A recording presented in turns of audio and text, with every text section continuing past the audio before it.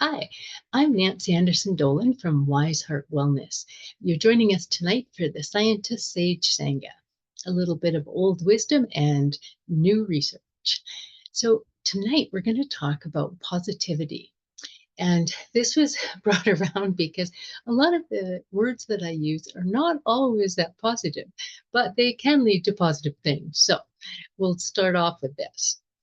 The one thing that I really want to just take a moment before, and I didn't put this information in the email that goes out, it really isn't a, it isn't just how I manage my mind. What happens is there is chemicals in our brains that can go sideways. And what I like to say to people about that is that there there's basically a couple of different kinds of chemicals that can do that. But a lot of the time, the problem is that we do our own sort of do-it-yourself fix for that. And because we do that, what happens is things like if we have too little serotonin, it can feel like life is really painful and doesn't have any padding. All the sharp corners poke us. And it just feels like things are not going to lead to positive outcomes. And if we have too much dopamine, we can feel unsettled or even agitated a lot of the time, regardless of what we do and how things turn out. So it might seem to turn out well in someone else's opinion, but we're not quite satisfied with it. It doesn't feel quite right. Something feels wrong. And there's lots of things that go on like that in our brains. But once we start playing with them and we can't relax into positivity, it really is unfortunate. There's lots of reasons, but the very most common one is things we do ourselves using food, drugs, excitatory behaviors. We sort of tug of war with our brain. And the more dopamine, like sex, drugs, rock and roll, and not to mention things like coffee, shopping, chocolate, gambling, the higher the bar goes for the dopamine hit that makes us feel good. And on the other end of the scale there, it really feels like we're chasing some sort of soothing from fast serotonin solutions like processed food and high fat, anything basically, muscle relaxants, cannabis, anxiety medications, isolation, shopping, codependency, hoarding. And we can't find that actual steady state of calm. It keeps slipping away from us. And so we go back to doing those things because we're resetting the set point in our brain for those chemicals to have those outcomes. And so what I really encourage people to do is to slow it down a lot and release what high octane substances and behaviors you can and work towards some of the suggestions we're going to talk about tonight about using our mind in certain ways and finding those things away from the fixes, but into things that can facilitate that flow for us. So we don't keep trying to jump a higher and higher bar to feel okay. So I started this email for this topic with a quote from Willie Nelson. And he really talks about the idea of if you have positive thoughts, you have positive outcomes. And it's really challenging to get to positive outcomes from negative thoughts. We're in that loop where we're looking at that next negative thing. We're stuck on that radar system. And so it really is about consciously choosing the idea of positivity. Now, that's not that easy to do either. It's not just, especially in these days where there is a lot of people that are feeling really afraid, and lots of us are overwhelmed by the things that we're trying to deal with. And it doesn't mean whether it's, politics or work or, worried about our children, but literally, it's not about just paving over it and pretending everything is going to be fine. Get to that idea of toxic positivity. Well, maybe I will jump right into it right now. Toxic positivity is literally going, no, no, it's fine. It's fine. And we don't work that way as bodies. If we have a troubling thought or emotion, if we don't look at it and go, oh, that's what I'm feeling and thinking right now, it kind of persists back here. We might shove it down with, no, no, it's fine. It's going to be good. But shortcuts like that don't work in your brain. It just muddles up the wiring.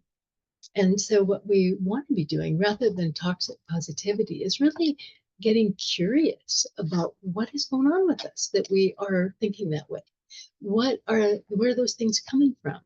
And it could be from lots of different places, again, like I talked about brain chemistry, but also we get into things that are taught to us that we don't know we're in.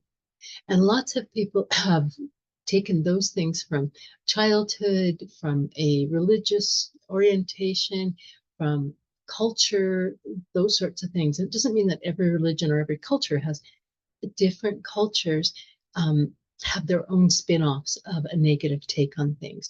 And when we feel like it is part of our culture, then we take it on. And one of the most wonderful examples are indigenous cultures. When you talk to elders, they don't continue to broadcast their negativity about what has happened to them in the past. And rightly so, they could, but they really want to bring things present and what can be created in the present and what is good about life. And you find them laughing and singing and joking about things that happen to their culture. And it's amazing to see them bring that energy forward. It doesn't mean they don't care about what happened and they don't want to address it or take it into account, but they literally move forward in a positive life with those things on their agendas as well. And if we could all do that, it would improve the positivity level considerably.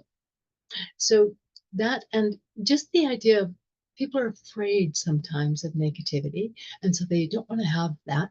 They'll tell people there's a little poster at the end of the email that says things like, instead of saying just stay positive, acknowledging that that must be really hard what you're going through. Is there anything I can do to help?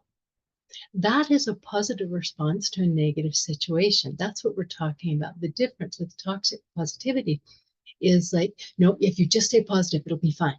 And we're not going to really even, say that you could be negative about things. The idea of spiritual shortcutting is things like everything happens for a reason, it'll work out in the end, those kinds of things. That doesn't help somebody move into a positive mindset. It actually diminishes their pain.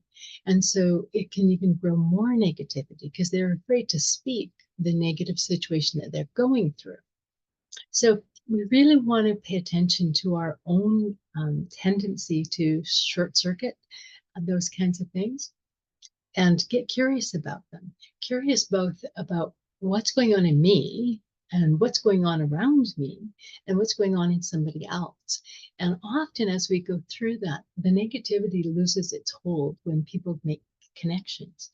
And we can feel like that ourselves when someone is witnessing or listening to the difficulties we've had non-judgmentally.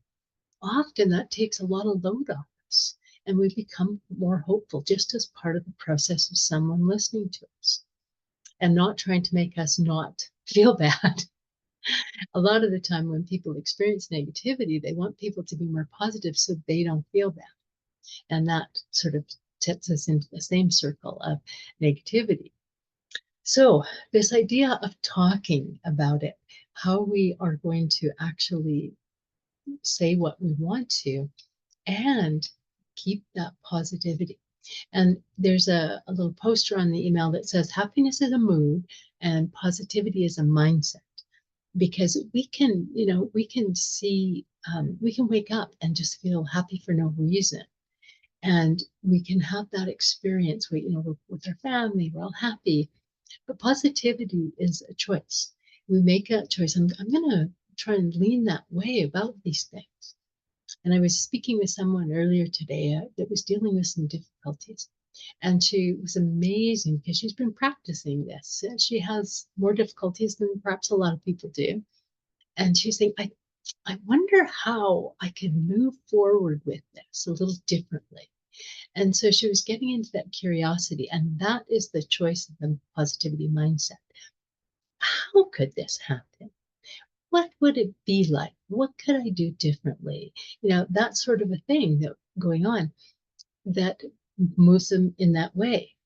And this is a huge, important idea because the amount of positivity you have, real positivity, not toxic positivity, really determines your overall health. And I didn't go into it a lot in the email because there is so much research about this.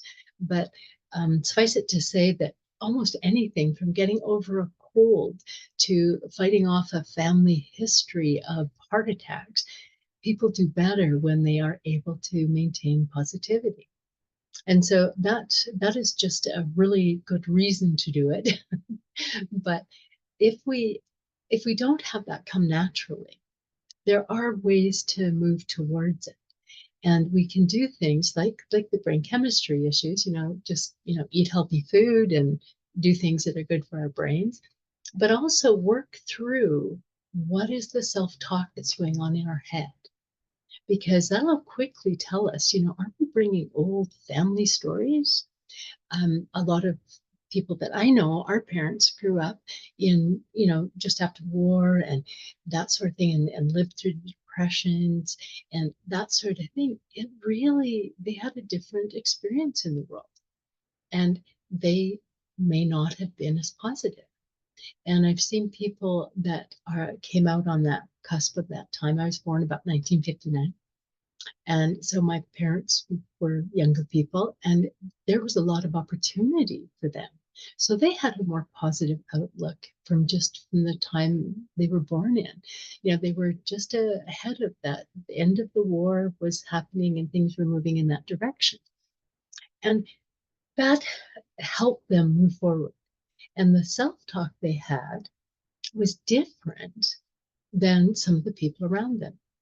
And my dad came from a family, a big family, and some of them were older than he was, and they had really negative self-talk. And so those differences can really, you can see them out over different groups of people over time, things like that. But literally, that self-talk issue first becomes with me paying attention to what am I saying.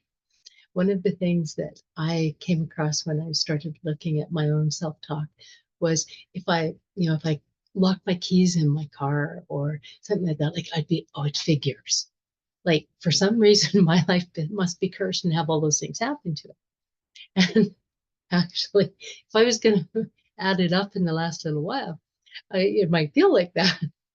But I had my car stolen recently, and I was tremendously lucky. I got it back, and there wasn't too much damage. And the police said, "This is the cleanest stolen car we've ever seen." And so there were a lot of positive things to come of it. And I could, go down that road. And a lot of people are inviting me to, yeah, there's so many people doing that these days and that sort of thing. And I said, yeah. And I was really lucky to get mine back within days. It was amazing. And I have great insurance and all sorts of things like that my head just naturally runs to now.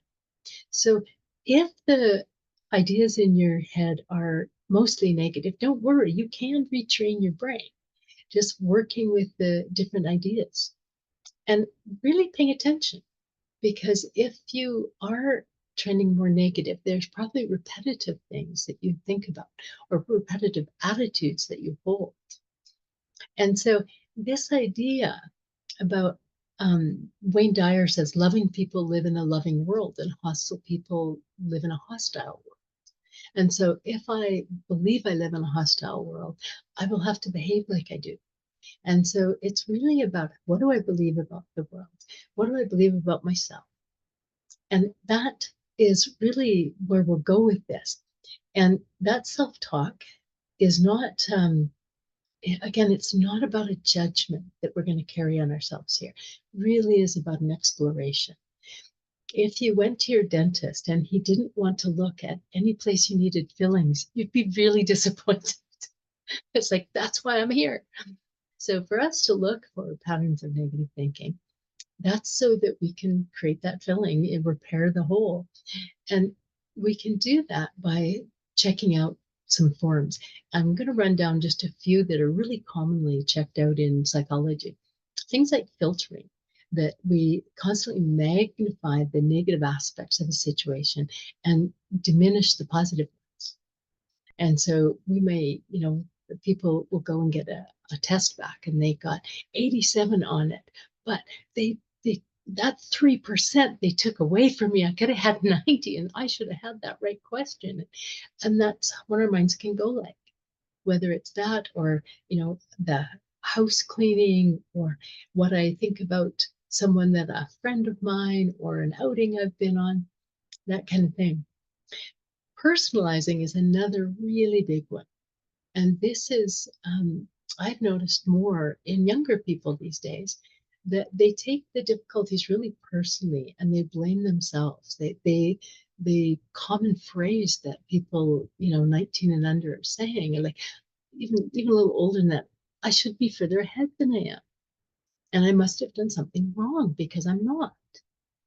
And it's so distressing to see that. And often when I'm talking to them, it's like, if you're living in your parents' basement, you're like really average right now. This isn't, this isn't something wrong that you've done. But it's hard to see it if you take it really personally. Like it's about me, I'm bad, I'm wrong, I can't figure things out. And I've been through that in my life. I certainly understand the leaning to do that because it's a way of getting control. Like I have control of it if it's my fault. But I have control in a negative fashion that does not help me change things in a great way for myself. And the same thing happens with like catastrophizing. People that automatically anticipate the worst things. And that is, I'm a real defiant person on this sort of thing. So when somebody says, "Oh no," I'll say, "Well, maybe it's like this."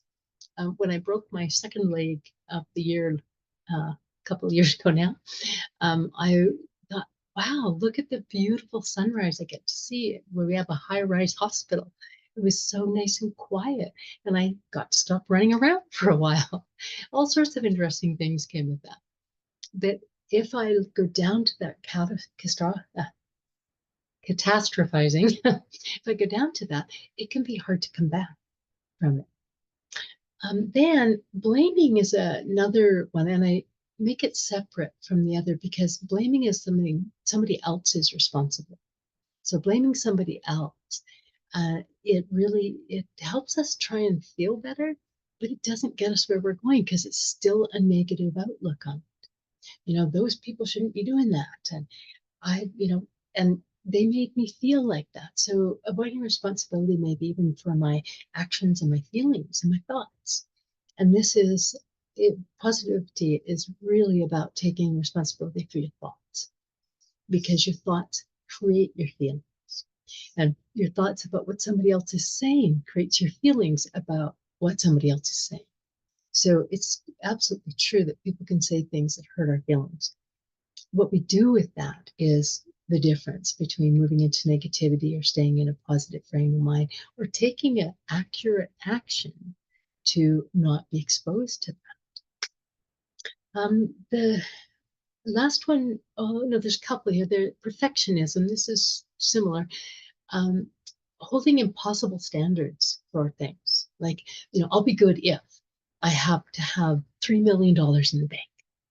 And I'll be good if this person does that thing at this time when I don't have any control over them. And the idea of, getting a new house, but there's all these things wrong with it.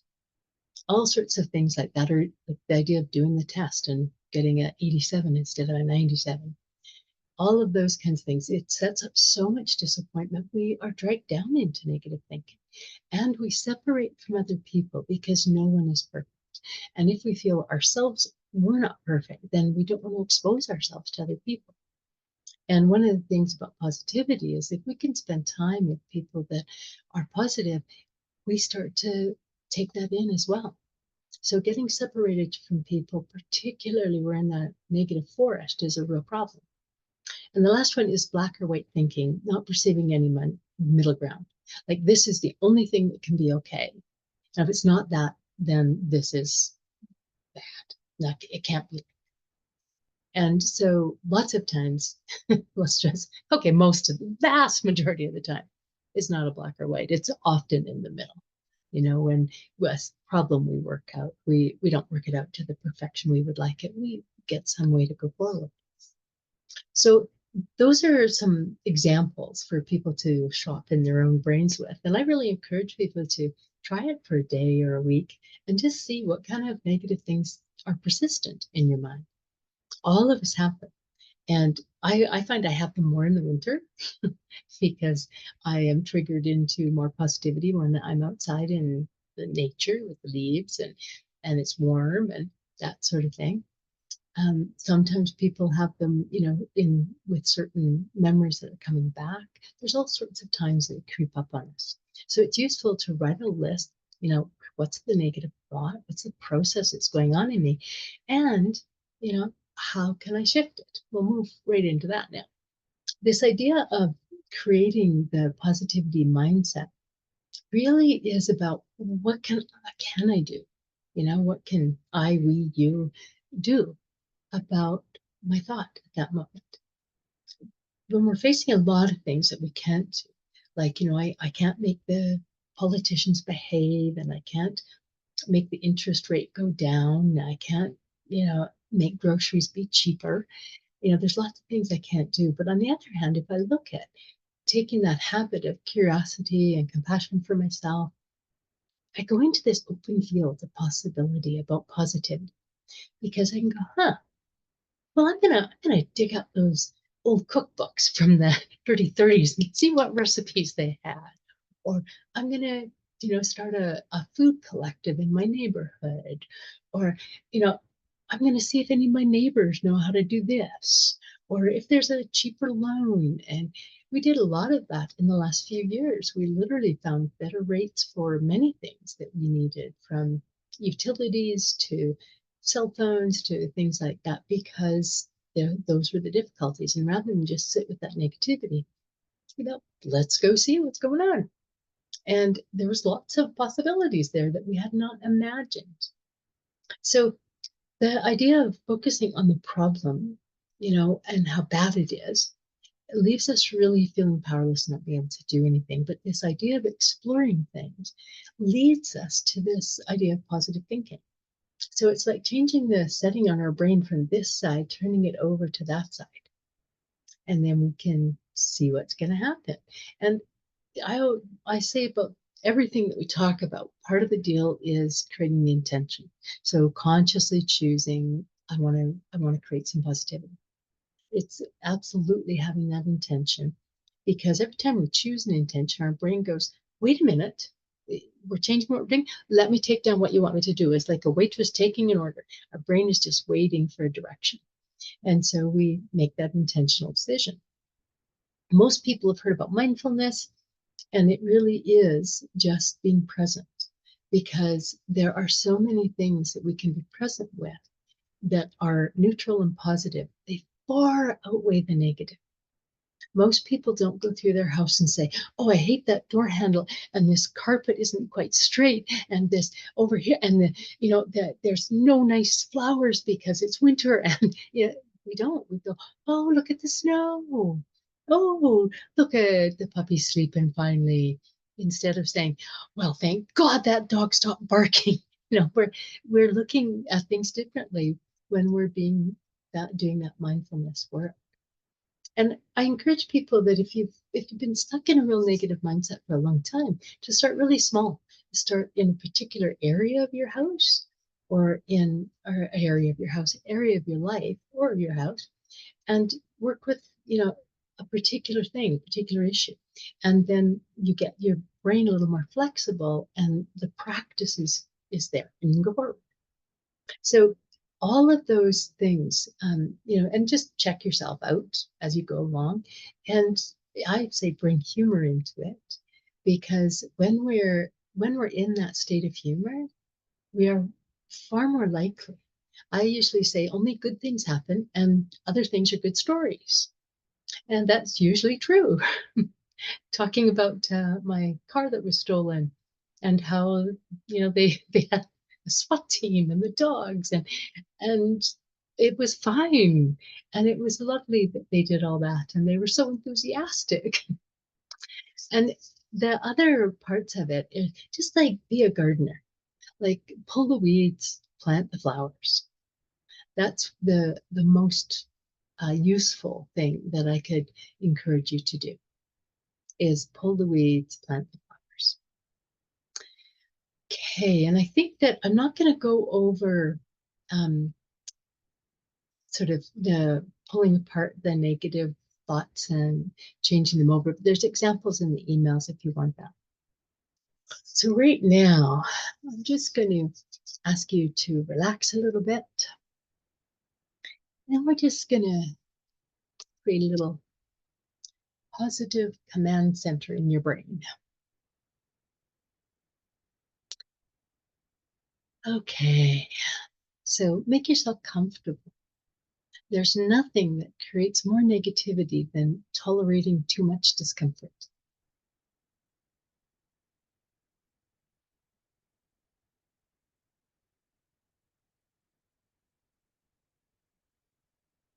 Just feeling, your body might want to move.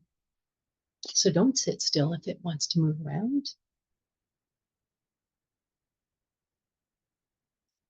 And imagine just breathing in a light that can shine on any part of your mind or body or life that might have collected some negative dust bunnies.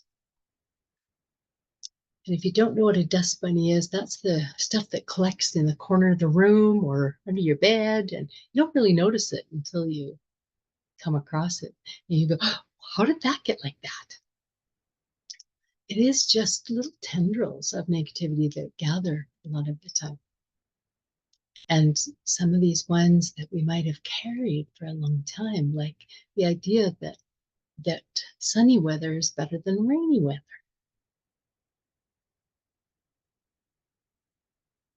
And there might be popular ideas that people have repeated to us a lot. That being out with people is better than being home enjoying solitude.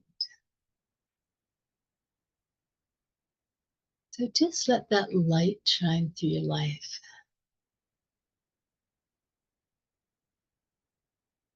Both showing you all the positive places and things in your life,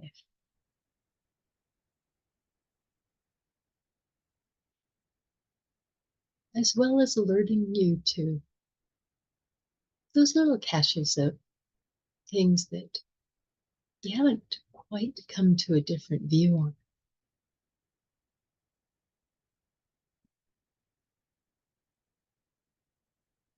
Lots of us have things about our jobs, our bodies, our partners, our homes, or some sort of state in our lives, whether it's, financial, the number of friends that you have, or whether you do exciting things, or whatever you find, just notice. Create a friendly space for that negativity. People think I sound a little bit crazy when I tell them that, but literally, just making space for that. See where it's coming from.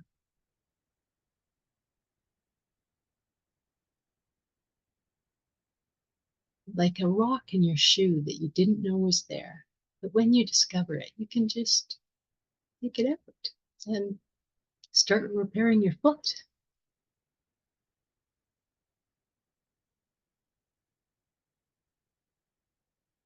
For the last couple of moments, just imagine literally a bright light moving through your head,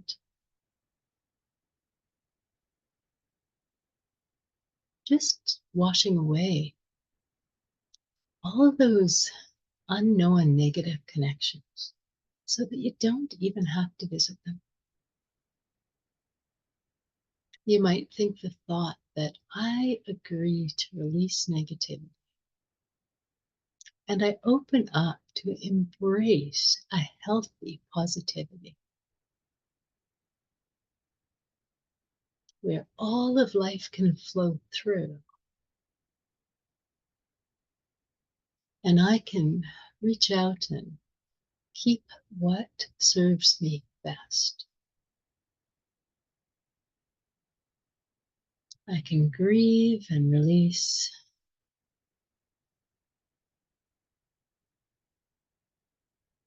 I can evaluate and just embrace it.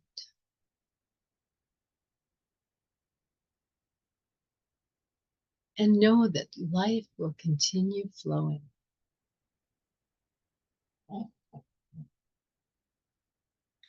Even after death, we don't know where that adventure takes us.